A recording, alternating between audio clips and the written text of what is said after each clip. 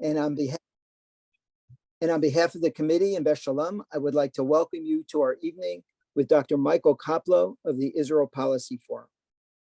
Before I tell you about Dr. Koplow, I would like to tell you about the format of the evening. During Dr. Koplow's remarks, we are going to put all participants on mute, and Dr. Koplow will be the only person you see. Following Dr. Koplow's remarks, we will have Q&A moderated by Andrew Silo Carroll, editor-at-large of the New York Jewish Week and managing editor for Ideas of the Jewish Telegraphic Agency, and a member of Beth Shalom. To submit a question, please submit the question via the chat feature.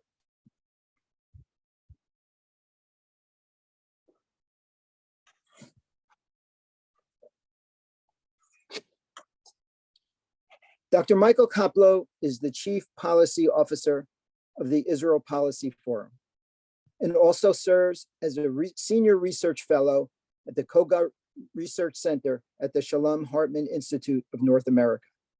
Before coming to the Israel Policy Forum, he was the founding program director of the Israel Institute.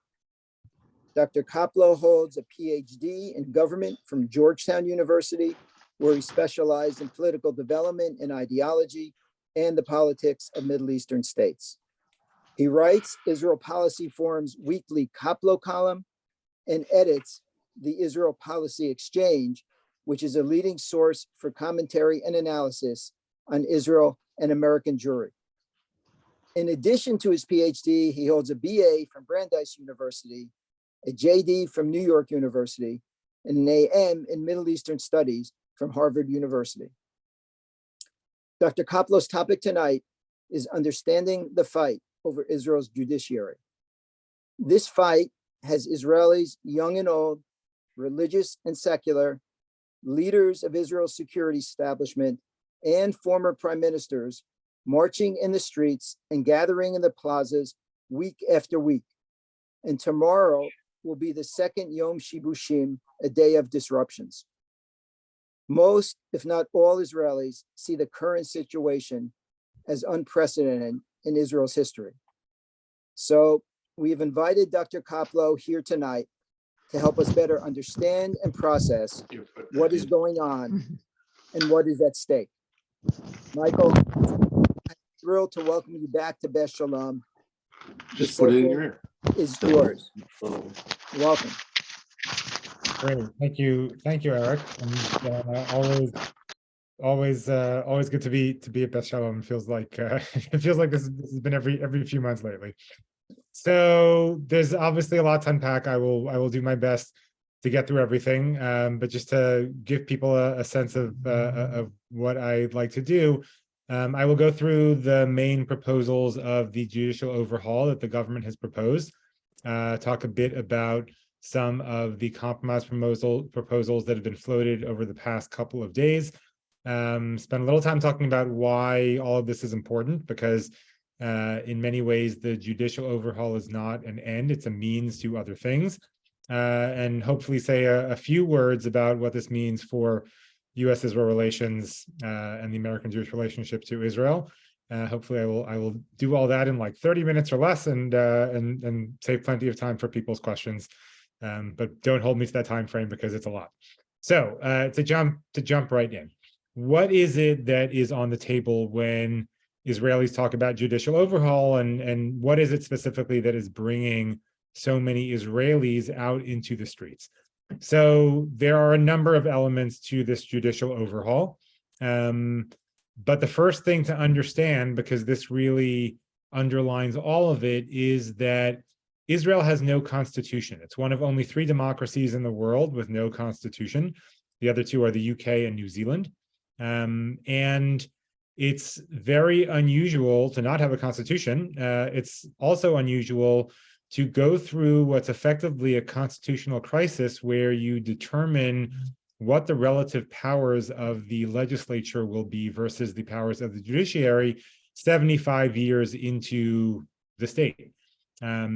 But this was a conversation that didn't happen at the beginning of the state. There may be some people on here who know this, but I find when I talk about this issue, it's a little known fact for most the first Knesset was not actually a Knesset. The first Knesset was a constitutional convention. That's what was elected in 1949, delegates to Israel's constitutional convention.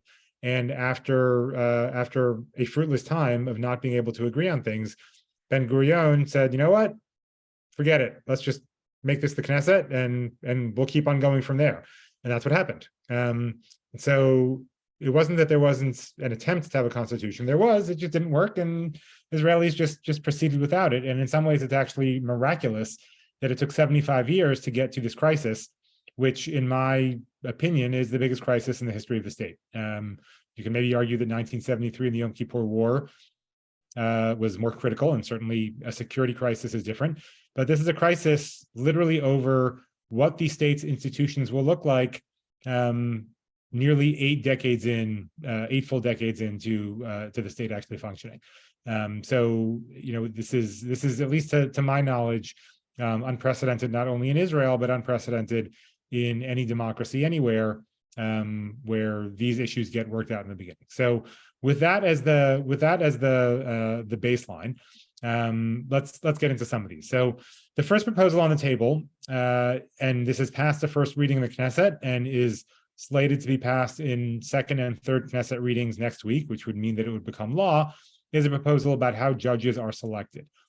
Right now, there's a 9-person committee that is in charge of selecting all judges in Israel for the Supreme Court, for the District Court, and for the Magistrate Court. The committee is comprised of, as I said, 9 people. There are 3 Supreme Court justices. There are 2 members of the Bar Association, the Israel Bar Association. There are 2 ministers from the government, and there are 2 members of Knesset, and there are no rules about where those members of Knesset come from. So it is the government that appoints the members of Knesset. Sometimes they appoint one member of Knesset from the opposition, sometimes they don't. In order to appoint judges to the district court or the magistrate court, you need 5 people on this 9-person committee to agree. In order to appoint Supreme Court justices, you need 7 people to agree. So a supermajority of 7 out of 9 to appoint Supreme Court justices. What that effectively means is that both the government and the judiciary, or legal professionals, if you want to broaden it, have a veto. Because when you need 7 out of 9, then having 3 Supreme Court justices means that the 3 of them can, as a block, prevent any one nominee from being appointed to the Supreme Court. It also means the government has a veto, because you always have 2 ministers on the committee, and you always have at least 1 and sometimes 2 members of Knesset from the coalition, which gives the government its own 3 or 4-person blocking group. And so the way it has generally worked, since both sides can block the other, is that Supreme Court justices in Israel get chosen either by consensus, it's somebody who both the government and the judiciary agrees on, or they'll wait until there are 2 vacancies and each side gets 1 and everybody agrees to vote for both. So that's how it's worked up until now. You may have read that justices in Israel have a veto and they get to select their own members. That's not entirely true. They do have a veto, but so does the government. And so both sides have a veto, and that's how you get to what has been a consensus when it comes to Supreme Court justices. The proposal that has passed the first reading in the Knesset changes this system. So it still preserves 9 people on the committee. The new proposal is that there will be 3 members of the judiciary, the Supreme Court president, which is the same in our system as the Chief Justice, 2 retired justices who will be selected by the justice minister. Then you have 3 ministers from the government, and then you have 3 members of Knesset, one of whom has to be from the opposition. So if you're doing your math, that's always 5 members from the government and the coalition, 1 member from the opposition, and 3 judges. But critically, the new threshold to appoint Supreme Court justices is not 7, it's 5. And so what that means is that because the government always has 5 people on the committee, the government will be able to appoint Supreme Court justices without any check from anyone else. Now, in our system in the United States, we're used to the idea of the government appointing justices, right? The Supreme Court has no say in who gets appointed. The check that we have is that the president gets to nominate justices, and the Senate then has to confirm justices. In Israel, despite the fact they talk about three branches of government, there aren't really three, there are two, because the same 61-seat Knesset majority that forms the government is also the coalition that controls the Knesset. So you don't have this added layer of an extra check. So while it's true that in the United States, Supreme Court justices are political appointees, there is this check from the legislative branch in the form of the Senate. The new proposal in Israel would turn it into a system where the government appoints justices and they automatically get appointed without any outside check. So that's proposal number one. Proposal number two has to do with something called basic laws. As I said at the outset, Israel has no constitution.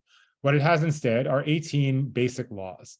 And these basic laws are meant to function as a constitution in that they set out, some of them set out the way, for instance, the government works, or the way elections work. Some of them are provide for measures of different rights. There is a basic law on human equality, for instance. There's a basic law on, it's a terrible English translation, and this is the official English translation, the right to occupation.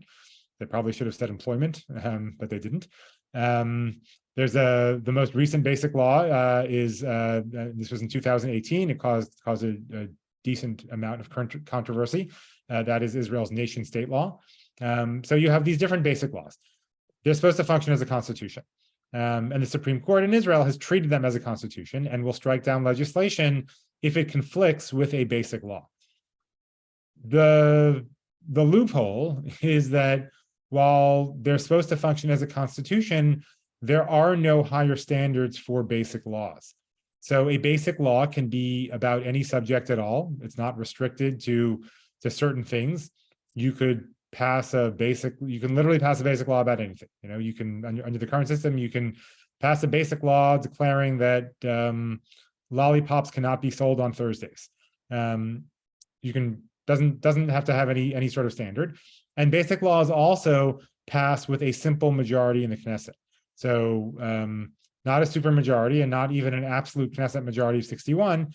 If you have 31 members of Knesset sitting in the Knesset at 1 in the morning on a Wednesday, and 16 of the 31 decide to pass a basic law, then it can pass with 16 votes.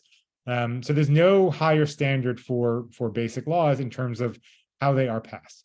And so the Supreme Court 22 times in Israel's history has struck down legislation that conflicts with a basic law.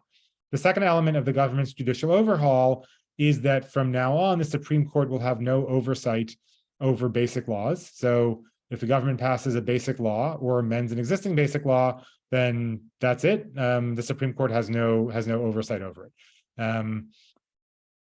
Now, again, because basic laws are supposed to function as a constitution, in a lot of ways, this makes sense, because if the legislature is passing a constitutional, the equivalent of a constitutional amendment, I think it makes sense to a lot of people. The Supreme Court shouldn't be able to weigh in. The flip side of that, again, is that anything can be a basic law and it doesn't require a higher threshold to pass. And so what it means in practice is that if this second element, taking away the Supreme Court's oversight over basic laws, becomes the law of Israel, then you can call every single bill that comes before the Knesset a basic law, and it will be safe from the Supreme Court. That's element number two. Element number three has to do with legislation that is not a basic law, that is just regular legislation. So, as I said, 22 times in the history of Israel, the Supreme Court has struck down legislation for conflicting with a basic law. The third element of the government's reform proposals is that from now on, legislation that is passed by the Knesset can have a notwithstanding clause, which means that you write into the legislation that it's not reviewable by the Supreme Court. So even if it's not a basic law, it would put it beyond the purview of the Supreme Court to review. If you don't put that clause in and the Supreme Court reviews it, the Knesset can so first of all, the Supreme Court can only strike down a law under this new proposal if it votes unanimously, 15-0, to strike it down. And if that happens, the Knesset can then override it with a vote of 61 members of Knesset.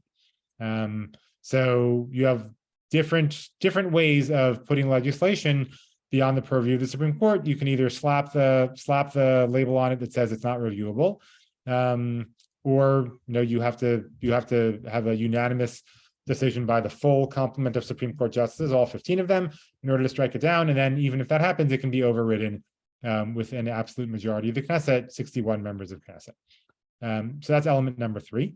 There are a few other elements that have not been introduced yet, but are slated to be introduced in the next few weeks. One of them has to do with what's called the reasonability standard. If the Supreme Court wants to strike down government action, so not legislation, but an action the government takes, right now it is able to do so by declaring that action unreasonable. This actually is not something that's anywhere in Israel's laws. This is a power the Supreme Court acquired for itself a couple of decades ago. And so the next, and we saw this in practice actually just last month, Aryeh Deri, who is the head of the Shas party, one of the parties in the current coalition, was appointed by Prime Minister Netanyahu as Interior Minister and Health Minister. The Supreme Court declared that this was extremely unreasonable, they said, not just regular unreasonable, but extremely unreasonable. And they said that he could not be a minister. The reason being that Aryeh Deri has 2 convictions in his past, one for tax fraud and one for corruption. And he avoided a 3rd conviction a couple of years ago by signing a plea agreement whereby he stayed out of jail in return for stepping down from politics. Aryeh Deri says that plea agreement was only intended to apply to that current Knesset, and so it expired when there was a new election. The court that approved the plea agreement thought that it meant that Aryeh Deri was stepping away from politics forever. Irrespective of who's right or who is wrong, the Supreme Court of Israel said that it was unreasonable to appoint him as a minister, and so he had to step down as a minister. And right now there are temporary ministers serving in the health and interior ministries, waiting for Aryeh Deri to come back. And so the 4th element of this is passing a law that says that going forward, the Supreme Court cannot judge any Israeli government actions with this reasonability standard. The 5th element is about Knesset legal advisors. Right now, Knesset legal advisors are appointed to and answerable to the Attorney General. And when they issue a legal opinion on a ministry action, it is binding. So when ministers go to the legal advisors and say, "Can I do A, B, and C?" If the minister says, "No, you cannot," then that's the end. That's the end of story.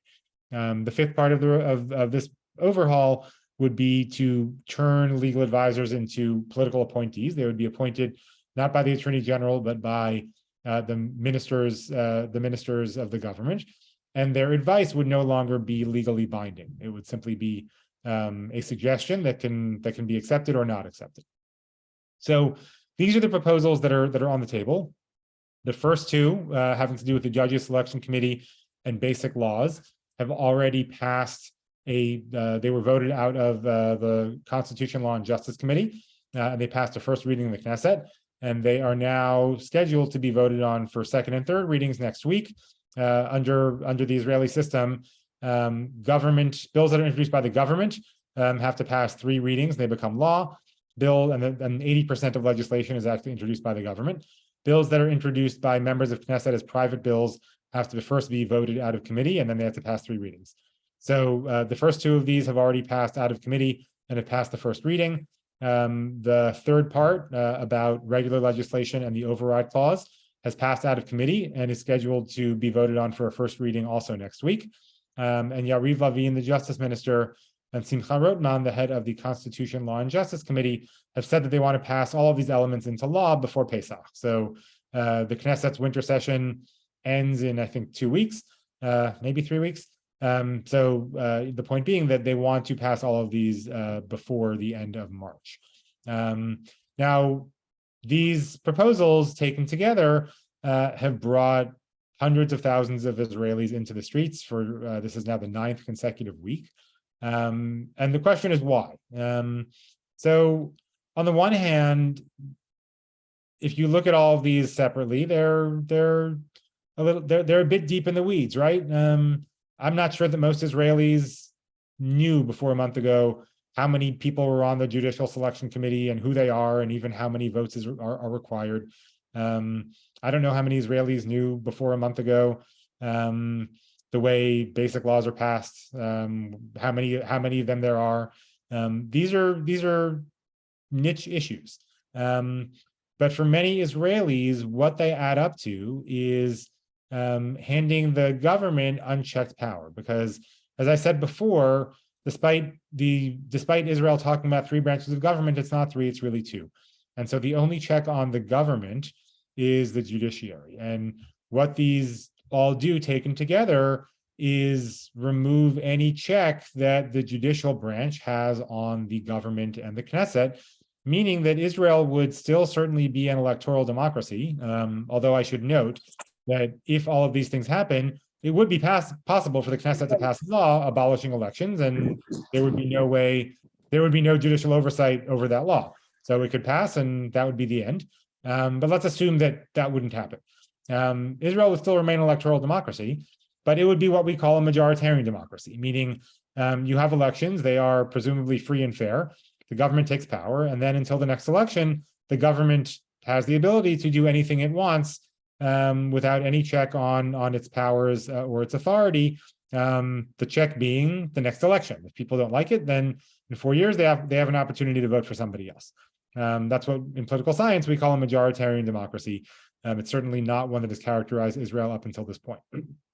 So many Israelis look at this, and when they talk about the end of Israeli democracy, this is what they mean. Some of them may mean it literally in terms of an actual fear that elections will be abolished. And as I said, that's possible if these all go through. But I think most of them mean it in the sense that they are used to a democracy that has some measure of checks and balances, and this will remove them. And there's a question about what that means for the health of Israeli democracy. Now, in the last couple of days, there have been a number of proposals floated by 2 groups. One is a group of think tankers who were convened by President Herzog, and President Herzog has been at the forefront now for 4 weeks, 3 weeks, 4 weeks, 4 weeks.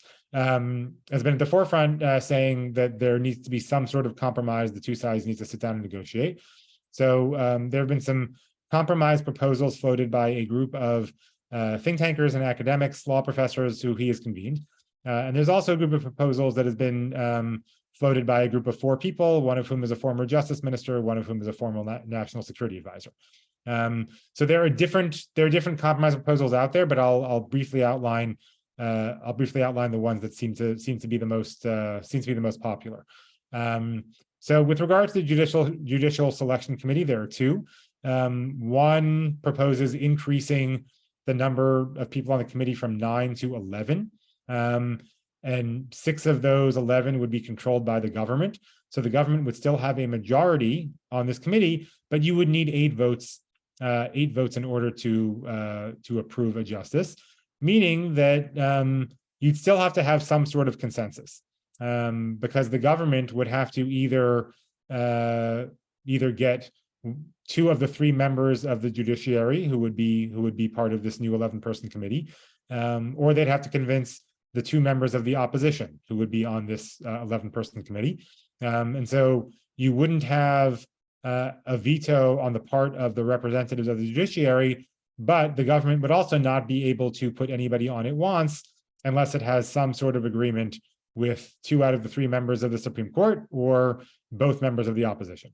So you'd be preserving this idea of consensus when it comes to Supreme Court justices.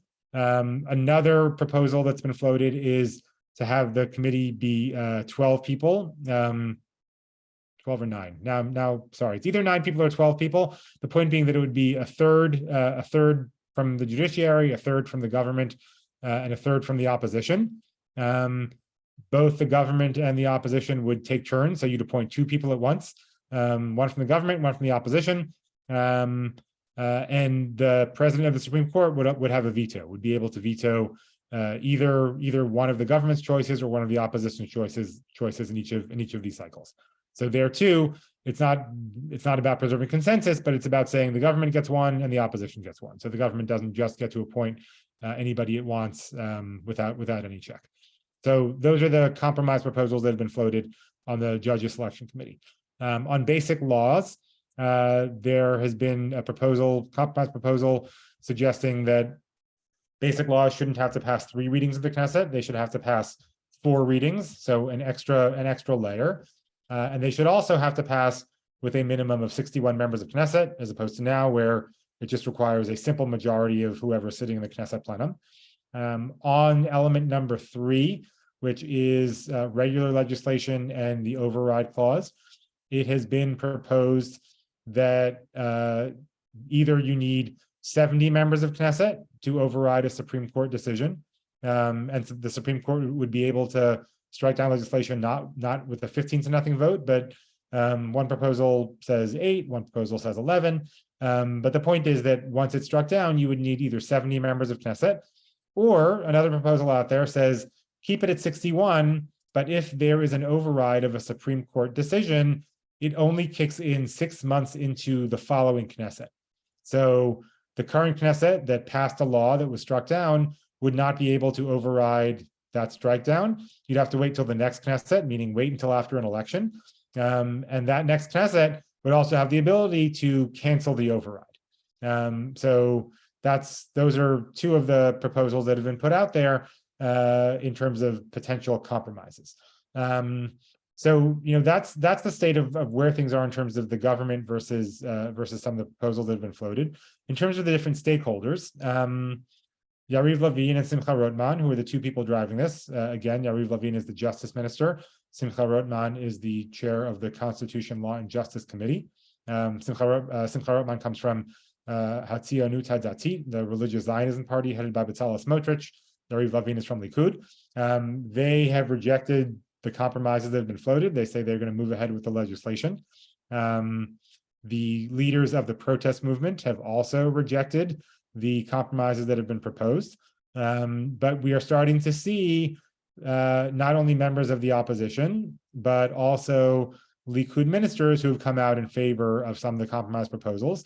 And what's notable, I think, is that when you look at Israelis writ large, somewhere between 66 and 70% of Israelis in polls say that they are against the government's overhaul proposals. They're in favor of judicial reform. There's a widespread sense that the Supreme Court is too powerful with regard to the Knesset, that the Knesset is the democratically elected body of Israel, and that as things stand now, the Supreme Court justices have a veto on who gets appointed to the Supreme Court, effectively have a veto on who gets appointed to lower courts. When they strike down Knesset legislation, there's no mechanism for reversing it. So there is a sense that the Knesset should have more power vis-a-vis the judiciary, and that the balance has swung way too far. But there's also a very strong sense, again, 2 out of every 3 Israelis who think that the government's proposals are too much. And something that's particularly notable here, I think, is that the 64 seats controlled by the government account for 49.4% of the vote in the last election. So just under 50% of Israelis voted for this government. But as I said, about 66% of Israelis oppose these proposals, meaning a fair number of the people who voted for this government are not in favor of the government's judicial overhaul proposals. So this is not dividing, as a kind of party line vote, where people who voted for the coalition are in favor and people who voted for the opposition are opposed. There is a significant percentage of people who voted for the coalition who were opposed to this as well. A few other things before we get to questions. So why is this happening? The judicial overhaul is happening for different reasons for different people. For Yariv Levin and Simcha Rotman, this has for literally for decades been their number one issue. This is the thing they care most about. This is what they got into public service to do. They believe that the judiciary really needs to be disempowered. And they've been writing and talking about this for 2 decades. And so they see this as their opportunity to do it. And this is kind of their their ideological the number one agenda on their number one thing on their agenda. For Prime Minister Netanyahu, it really is about his corruption cases, all three of which are still ongoing. However he tries to get out of them, it will require getting around the Supreme Court, because the Supreme Court is likely to strike down any mechanism that people come up with to get rid of them, whether it's canceling fraud and breach of trust as crimes, or whether it's passing a law that says sitting prime ministers cannot be investigated or indicted for any reason at all. The Supreme Court's unlikely to let that go through, particularly in the middle of these trials. And so for the prime minister, he needs to figure out a way to get around the Supreme Court. For the ultra-Orthodox parties, Shas and UTJ, the thing that they care about the most is eliminating the draft for the Haredim once and for all. The Supreme Court has said now for decades, over and over and over again, that cannot be done. And so for them, they desperately want to get rid of, apologies, I've got a phone going off in the background. They want to get rid of the Supreme Court's power to say that that they need to serve in the IDF and that they can't be exempted from the draft. For Hatzionut Datit, Bezalel Smotrich's religious Zionism party, it's really about the West Bank. The number one policy item in Smotrich's party's agenda is transforming the situation in the West Bank in all manner of ways, from being able to build on private Palestinian land to extending Israeli civil sovereignty to the West Bank. Again, these are things the Supreme Court has ruled over decades cannot be done. And so if that is to be done, then it means getting rid of the power of the Supreme Court over legislation. So all of this is really, it's not an end, it's a means to an end. The ends are different for different parties in this coalition. They all have their reasons for wanting to do it. But they're all unified by this notion that unless these things go through, their policy agenda is going to be very difficult to carry out. A couple of words on what this means for U.S.-Israel relations, and then I promise I will turn it over to Andy for questions. This has caused, as people can see in the news, and I can tell you, in many ways even more so behind the scenes, this has caused a real crisis between the United States and Israel. It's unusual to see President Biden commenting on internal Israeli issues at all. To the extent that he has in the past, it's been over West Bank issues. For many Israelis, they view this as simply an internal Israeli issue, and yet you've had the president commenting. You had Secretary of State Blinken when he was standing in Jerusalem next to Prime Minister Netanyahu, bringing this up at the press conference and emphasizing that in the United States' view, things should be done by consensus and not ignoring the protests in the streets, which for Blinken I think was not in character, pretty remarkable. And we've seen statements from members of Congress. There's a lot more. I briefed today the Jewish House members, and I can tell you that there's a lot of tension among them about how to address this and whether to address it. So we're seeing this, and we're seeing this bleed into all sorts of things, from Prime Minister Netanyahu not yet being invited to Washington to this is over a separate issue, but Bezalel Smotrich is going to be protested outside of the Israel Bonds dinner in DC this Sunday. All sorts of other ways in which this is causing stress in U.S.-Israel relations. And I also think that when we look at the American Jewish community, in many ways this has unified different parts of the American Jewish community against what's taking place more than almost any other issue. We've seen certainly statements from organizations that we expect to see statements from. We've also seen statements from organizations that as a general rule don't weigh in on Israeli domestic issues.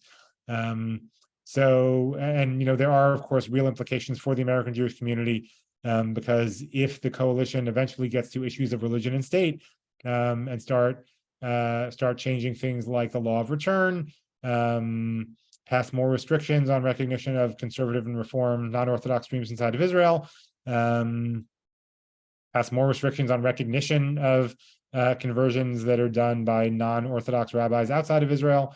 All of these things, of course, impact the relationship between diaspora Jewry and Israel. So, this is impacting Israelis first and foremost, but we are seeing it impact U.S.-Israel relations and American Jews as well. So, it's important to understand exactly what's happening and kind of what the stakes are. So with that, not quite 30 minutes like I hoped, but I will turn it over to Andy a couple of minutes after I intended. Thank you, Michael. That was really helpful, really complete. I think none of us can say we don't have a full picture of what these reforms are about. I'm going to take the privilege of being, the moderator and ask my own question, which is, Bibi is always known for his tremendous political instincts. I mean, we've talked about that for 30 years. Did he anticipate the global blowback against this? And what's his long game? Is he willing to ride it out? Is this so important to him that U.S.-Israel relationships, EU relationships, American-Jewish relationships, he's willing to sacrifice all of those? I'm certain he did not foresee it playing out this way. I'll tell you that it's not just him. In my conversations with people who are now in the opposition, but were in the previous government, in my conversations with them in between the election, but before Bibi formed this government, so they were still in power, but they knew they were on their way out. They did not think this issue was going to motivate people. They did not think this is what was going to get Israelis into the streets. They thought it was actually going to be issues of religion and state, not issues of the judiciary. So I think this took a lot of people by surprise. I'll say I myself did not. I was not as certain as the members of the now opposition that this was not going to be a motivating factor, but I certainly did not anticipate it to this degree. So I think that Netanyahu did not see it coming. Where he sits now, he's got a real bind because he still does want to see some way of getting rid of his trials. But this is the coalition he has, right? He doesn't have an alternative coalition out there. 5 years ago, that wouldn't have been the case. We're used to him forming coalitions with parties in the center and parties on the left. We're used to seeing Netanyahu as prime minister with ministers alongside him like Tzipi Livni or Ehud Barak or Yair Lapid.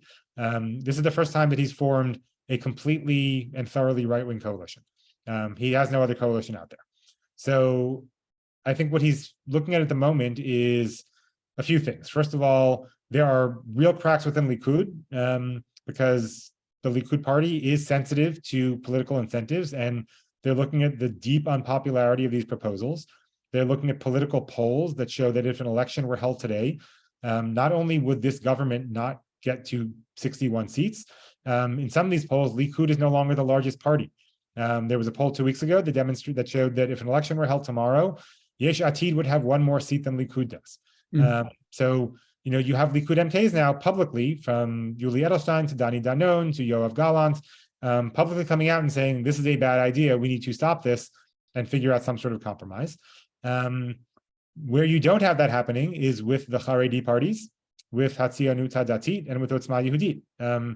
And Likud only controls 32 of 64 seats. The other 32 seats are controlled by these four other parties. And they are still intent on moving full steam ahead. They have said publicly, and I've been told privately, that if this overhaul is paused, they will quit the government and the government falls.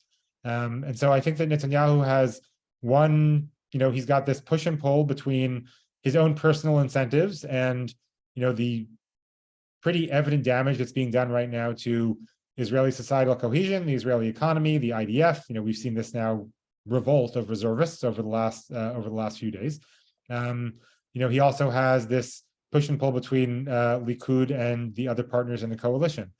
So my guess is that what he's sitting there, what he's thinking up until now has been is that if he stops these proposals and gives in to the protests and says, let's negotiate with the opposition, his government falls tomorrow. That's, at the moment, that seems to be guaranteed. Whereas if he goes through with them and they all pass, I think he's gambling that maybe they won't be as bad as everybody thinks. And, maybe he can figure out a way down the road to form a new coalition and maybe soften some of them. And so think from his perspective, and this is just conjecture on my part, if you're looking at a decision tree and one path means 100% the government falls, and the other path means 75% the government falls, because let's say they go through and it's a disaster, and then the government falls and there's new elections, there's still the possibility that they go through and everybody kind of comes through the other side. My guess is he's rolling the dice and choosing option B, and figures that it preserves his options to stay in power, and he'll figure it out later.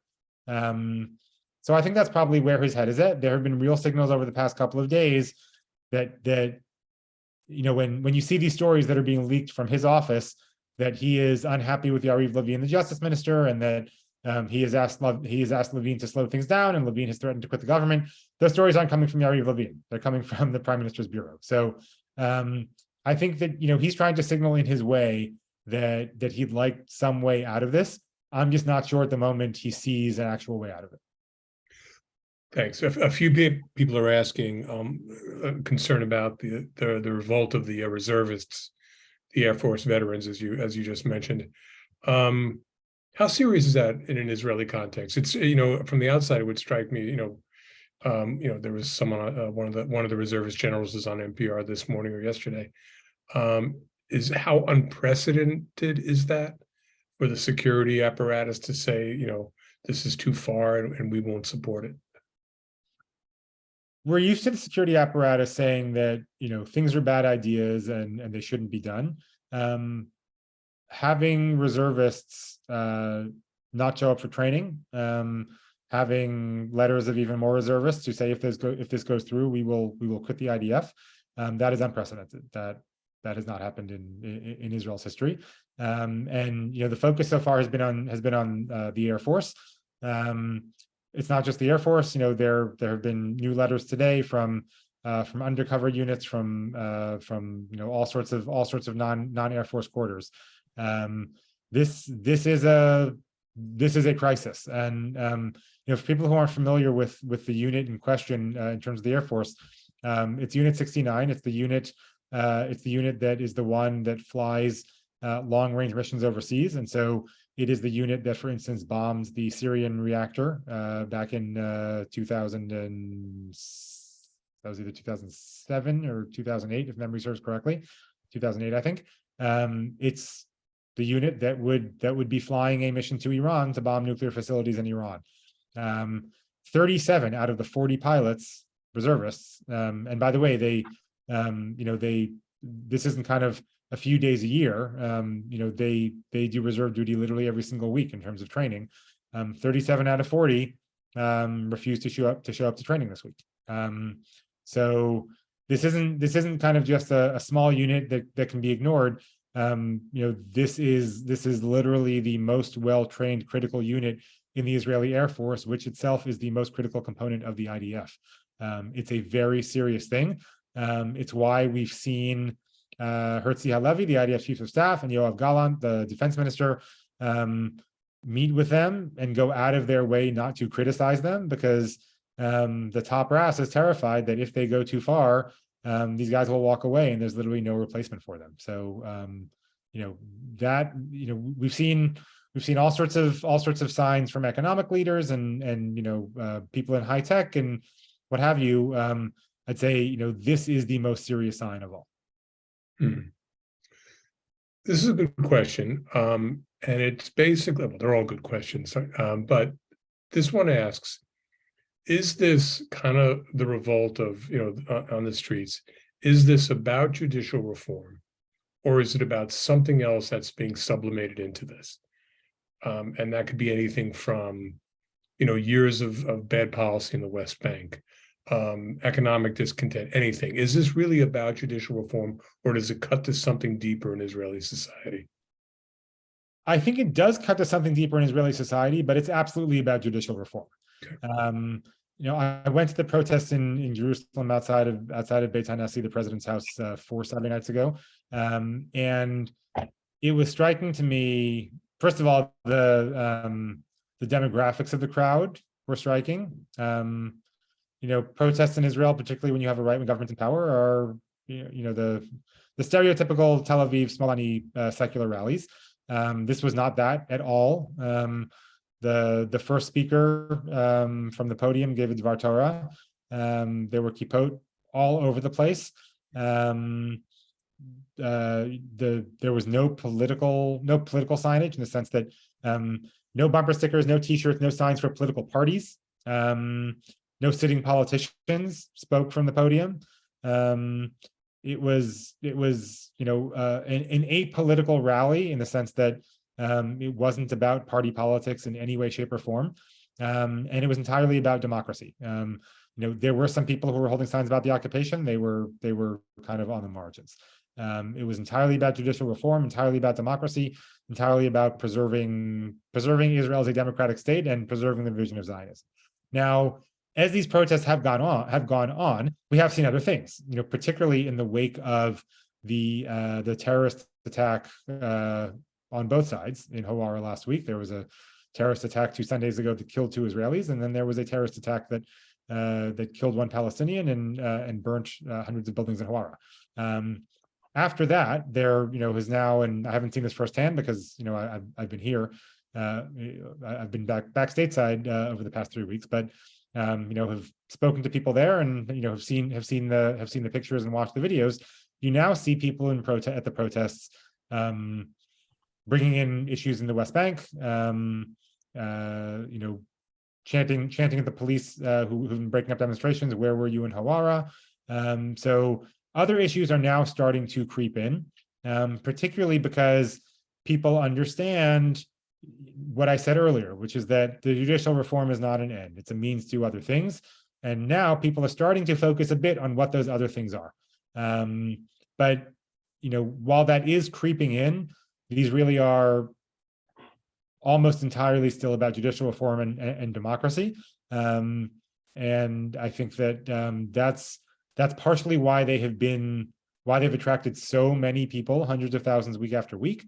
And I think it's also partially why it's attracted a much wider demographic than we're used to seeing, because they have pretty much confined themselves to this issue and not made it about every single issue with which they have a problem with this government. Right. Last time we spoke, we talked about worst case scenarios, best case scenarios.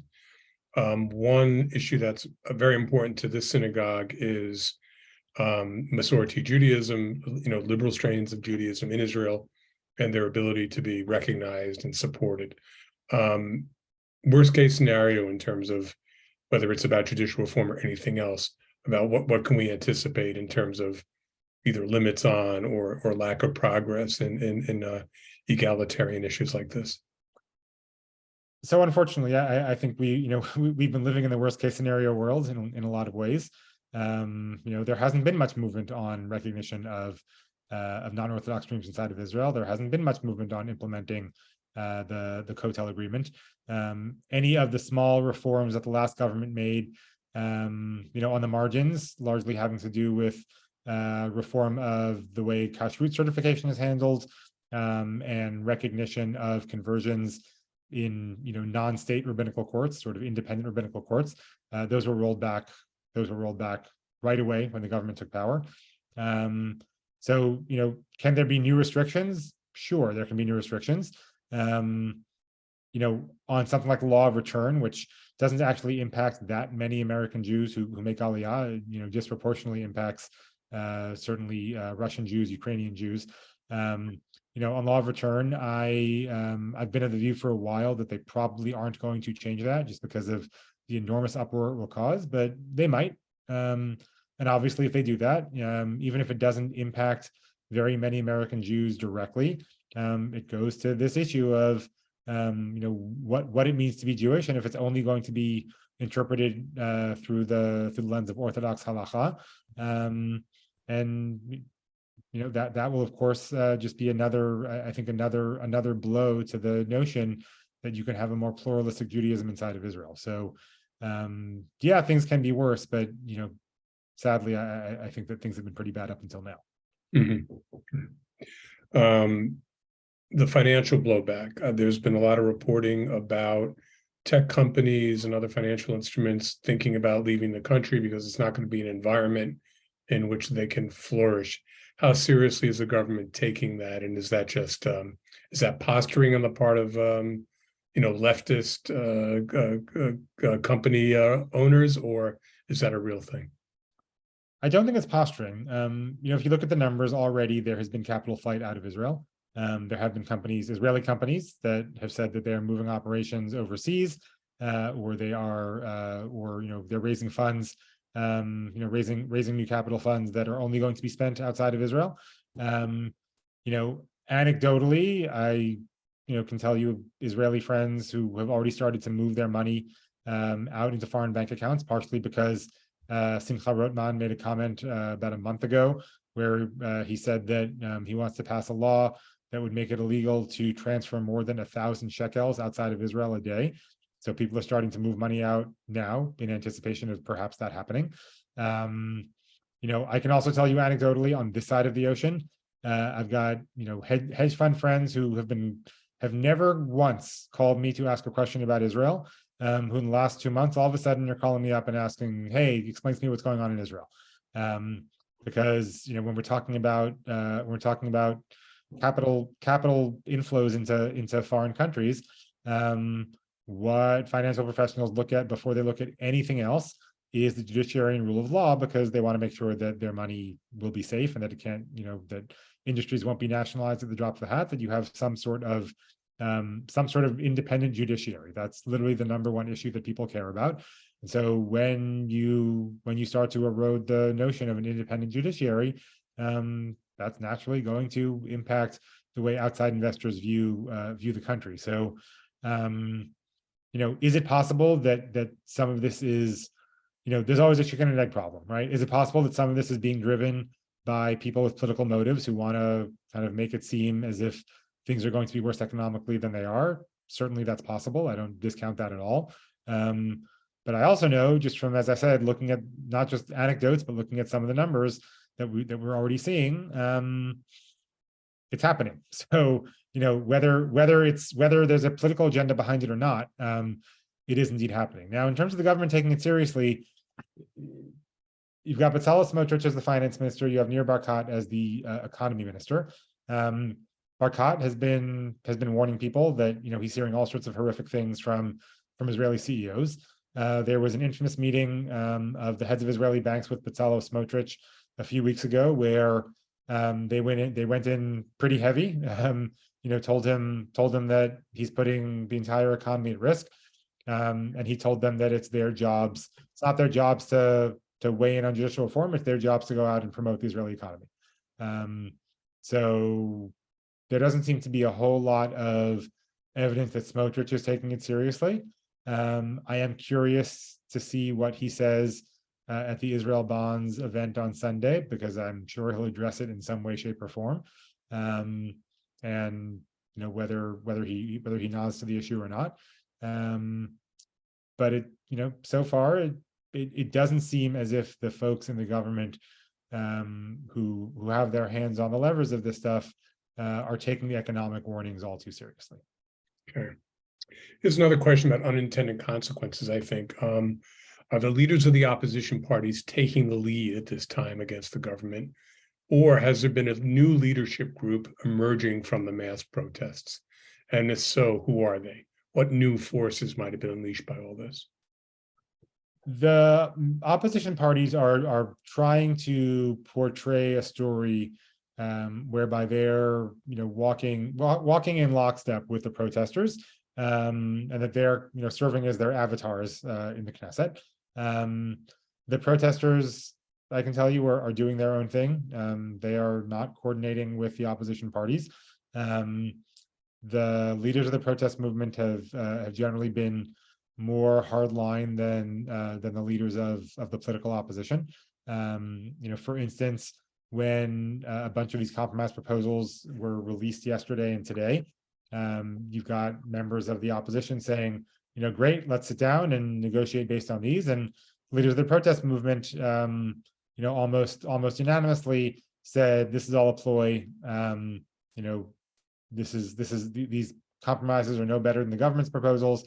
And so until this entire thing stops, without any preconditions, we're going to keep on protesting in the streets. So there is a disconnect between the leaders of the protest movement and the politicians. It's too early to say whether. So, for instance, the last big protest that that we had in Israel, which was 2011, the so-called cottage cheese protests that started over the price of cottage cheese and then went to the price of housing. You had political leaders who then who emerged out of that. Itzhak Shmuley, Stav Shafir were two of the three most prominent organizers of those protests, and they ended up in the Knesset, ended up in the Labor Party leadership. So that certainly can happen. When Any names right now that are emerging like that? No, not yet. So far they're all kind of civil society activists who have not really been involved in politics. Mhm. And as I said, way too early to say whether they even will be. But at the moment, there's a real disconnect between the protests, the leaders of the protest, and the political opposition. I should say that I think there's probably also a disconnect between the leaders of the protest and the actual people protesting. Again, when you look at polling, most Israelis want some sort of compromise here, whereas the protest leaders, have been signaling that any changes to the judiciary are unacceptable. So I think if the government, if the folks in the government who are pushing these things were a bit less ideological and a bit savvier, there are probably cracks that they could exploit pretty easily between the protest leaders and the protesters, and between the protests and the political opposition. They haven't yet, and I'm not sure that they will, because they are in their own way just as ideological, just on the other side. But this isn't a case of the protests and Yesh Atid and Hamachane HaMamlachti, the two main opposition parties. This isn't the case of them and the protesters kind of actually marching in lockstep here. Mhm. We talked a little bit about this last time, which was the role of the diaspora, how much it's paid attention to in Israel by its leadership. Everyone's talking about Tom Friedman's column today, which basically said American Jews, you have to decide. He also quoted Jewish Telegraphic Agency extensively, so we're very proud of that. Has anything changed on that count? American Jews are in some ways united in a way I haven't seen in a long time around, negatively, unfortunately, around the Israeli government. But at the same time, does that have any impact? Is this going to be a moment that was seen as like a revolt of the American Jews, or a shrug on the part of the Israeli leadership and business as usual? I think that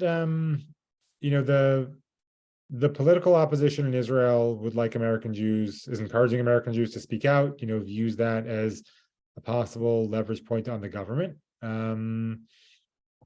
I don't see much evidence so far that it's having any real impact on the Israeli government. When you have ministers telling the U.S. ambassador that he should mind his own business, I don't think those same ministers are, and by the way, that was the diaspora affairs minister. I don't think that he's all of a sudden going to say the U.S. ambassador should mind his own business, but hey, American Jews, let us know what you think because we're paying attention. I don't see that. I don't see that dynamic emerging. So, I think that there are some savvier folks in Likud who are paying attention and are worried about what this will mean in the long term. But I can't stress this enough. Folks like Yariv Levin, Bezalel Smotrich, Simcha Rotman are deeply, deeply ideological. Not only are they deeply ideological, they don't traditionally have many connections to the diaspora Jewish community. They view Israel as for Israelis, and for Israelis only. And I unfortunately, as long as they are driving this ship, I don't think that they're going to pay much attention to what diaspora Jews think. I think that Prime Minister Netanyahu, pays a bit more attention, not a whole lot, but a bit more. But he's also far more attuned than they are to the ways in which American Jewish politics impact U.S. politics writ large. So, I'm sure he's watching, but there isn't a lot of evidence yet that it's actually moving the government as a whole. The other diaspora influence here, there's been talk that I haven't heard in years, but about American think tanks who are providing some of the money and some of the ideas behind reform. Is that true? And is that surprising? Have we just not noticed the kind of intellectual ferment among groups on the right who've been active in trying to lobby Israel for these kinds of reforms? It's not so much American think tanks as it is American funding for Israeli think tanks. So the Kohelet Forum, which is the most prominent one here, they are funded almost entirely by Americans, by American Jews, and there certainly is a symbiosis between folks in the Kohelet Forum and some of the other Israeli think tanks. And some of the right-wing institutions here. I never speak about other organizations, so I won't call them out by name, but you can do some Googling and you'll see it pretty quickly. There is kind of and I'll say if you're a regular reader of the Wall Street Journal opinion page, you'll have noticed that in the past couple of months, almost every week there's another op-ed by usually an American writing in support of judicial reforms, and oftentimes these Americans are people affiliated with groups or funders who are also who are funding the same, who are funding some of this stuff in Israel. So I definitely think that there's a real symbiosis. There's nothing sinister about that. There's nothing even new about that. The right tends to do this much better than the left does. But the American right, and particularly the American Jewish right, has invested a lot of time and energy, not only into funding some of this stuff in Israel, but to injecting American ideas into the Israeli political system. Stuff that you never saw even on the Israeli right in the past. All of a sudden, concerns about tax rates, concerns about abortion. These are things that are not really native to kind of Israeli right-wing circles. And all of a sudden, over the last few years, not just the last few months, you see these things cropping up in Israel, and a lot of it is because of this conversation between the American right and the Israeli right. So I'm going to ask, I think we have time, Eric, maybe for two more questions. That sound about right? So the first one might be a quick one, but why is Netanyahu's trial taking so long? And maybe I shouldn't say that, knowing how, I think Donald Trump has been on trial since the 1940s. But why has, one way that would solve this is let's just get this thing wrapped up already. Right. Part of it is that it's three separate counts, right? It's three separate cases, and they're all at the same time, but they're happening in sequence. Part of it is that, when you're doing this to a sitting prime minister, everybody wants to be very careful. And so the prosecution just has, an enormously long list of witnesses. And partially it's because when you have a sitting prime minister on trial, you can't just have a trial. You can't have a trial every day, right? I mean, it ends up getting, there are recesses for all sorts of things. So it's a long process. They're not. The prosecution itself is not even through all three cases yet. They finished one and they're in the middle of another. The defense hasn't even presented its case yet. So this is going to take a while. Okay. I guess the last question is about, maybe we'll ask this every time we have you. And I think I'm hoping for a time where we don't have to have you because we don't need it explained to us. It's just so simple and so great. But the question is a sense of optimism. I guess on the short term, will a compromise be reached that a lot of the sides can live with? And on the long term, how do you see Israel emerging from this, what you call, their worst crisis, maybe since 1973? I don't have a lot of optimism that a compromise is going to be reached. Not because there isn't one out there. I think that many of the proposals that were floated over the past couple of days, at least to me, make a lot of sense. They seem reasonable. They're not weighted too far to one side or the other. But in order for that to happen, Netanyahu has to think that his government won't fall. And the people who are controlling this, really, Levin and Rotman first and foremost, they have to think that there's reasons to compromise. And so far, every signal they've sent is that they don't think there's reason to compromise. Not only did they come out publicly and say we reject all of this, today they scheduled 4 marathon sessions of the Knesset Constitution, Law and Justice Committee next week, Sunday, Monday, Tuesday, and Wednesday, so that they can make sure that the selection committee and the basic law proposals pass their second and third readings by the end of next week. They accelerated the process in response. So I don't have a huge amount of optimism over that, but I do have some optimism over a couple of other things. First, Israelis themselves have woken up. This is not going away, right? You have so many Israelis, civil society in the streets week after week. These protests are only growing in size. They're not petering out. They're just getting bigger. And irrespective of how you feel, you might think that these proposals, the government's proposals make complete sense. It's something that has to be done. I understand that position.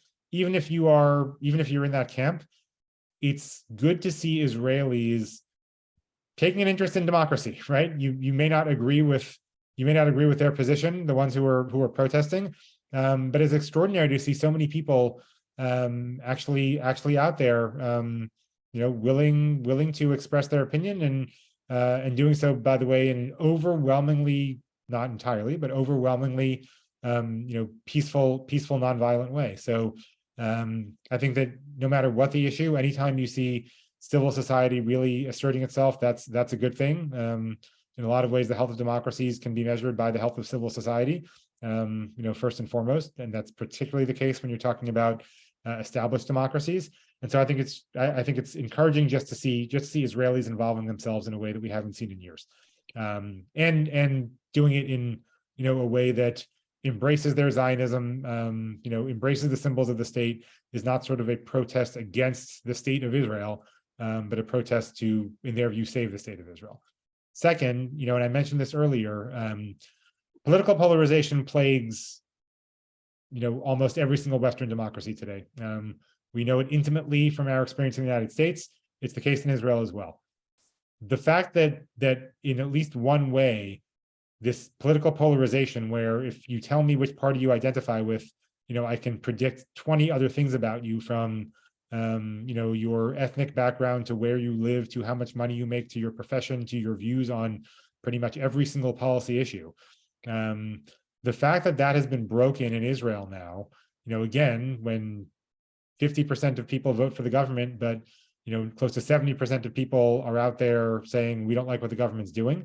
That is a great sign. It's a sign of actual health for future democracy, irrespective of whatever the government ends up doing with these things, because it means that Israelis are not quite as polarized as we thought, and maybe not quite as polarized as we are here in the United States. In order for democracies anywhere to survive, you have to have cross-cutting cleavages that form different constituencies. It can't just be that, if you are a Likud supporter, it dictates what you think about every single issue in lockstep. It can't just be that if you are a Democrat, it dictates what you think about every single issue in lockstep with other Democrats. Democracies don't work if that happens. And so the fact that Israel is seeing this break a bit gives me an enormous amount of optimism as well. That's a high note to end on. I think it felt like optimism to me, and it was refreshing to hear after a difficult couple of weeks, I think, for a lot of Israel watchers.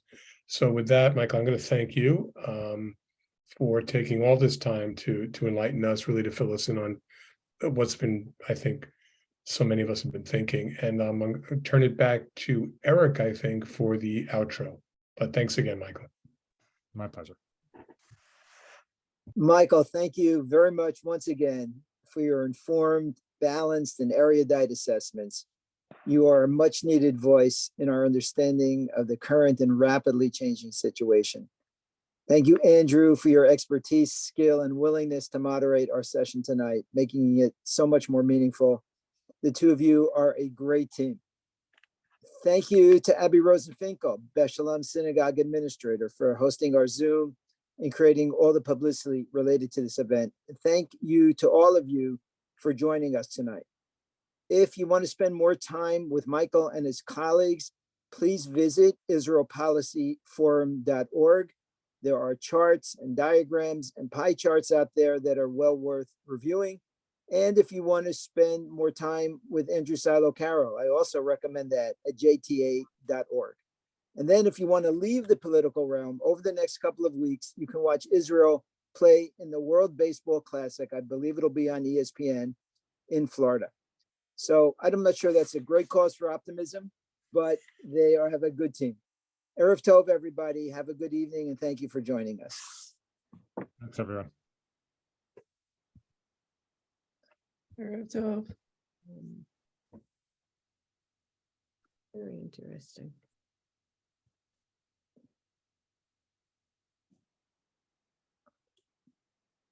Wonderful job, Eric. Thanks, Jerry. Is that you, Jerry? I can't see. Yeah, Yeah. He's great. I really do recommend going out to his columns, particularly the last one and the last three. And then I didn't mention, but because it was just too lengthy, but they also have something out there. You have to find it on their website. Really interesting. Judicial Legislation Tracker. So it's a chart showing you how these different bills and pieces of bills are moving through the Knesset, what reading and stuff like that. You can find it on the website. If I go out there tomorrow, maybe even tonight, I can send it to you. Yeah, we've been listening to some of his podcasts, Yeah, which are really very good. really good, really good. Well, I'm glad you joined. You know, we were just speaking yesterday to an Israeli cousin who lives here in Englewood or Hackensack someplace, but he was tearing his hair out. He was so upset over what's going on in Israel. He was just beside himself. And his sister, who I'm in very close touch with, said she has been to 8 demonstrations in Tel Aviv. That's where she lives. And she's a lawyer, and she says they just can't go out there enough. They want to be out there demonstrating so much. And she said she's been to 8 demonstrations so far. Yeah, and I think Michael hit at it. He was there. You can read in one of his last column, I believe, that he said it tonight. The diversity of the people out there is very clear, and the word that they're using the most is democracy. Yes. Yes, I think so. And it was sad to see him. They came to deliver Mishloach Manot. Yeah. He started talking and he was just beside himself. All right, listen, thanks for joining. Talk to you and see you soon, I hope. Thank you very Okay. much. Take care, everybody. Bye-bye.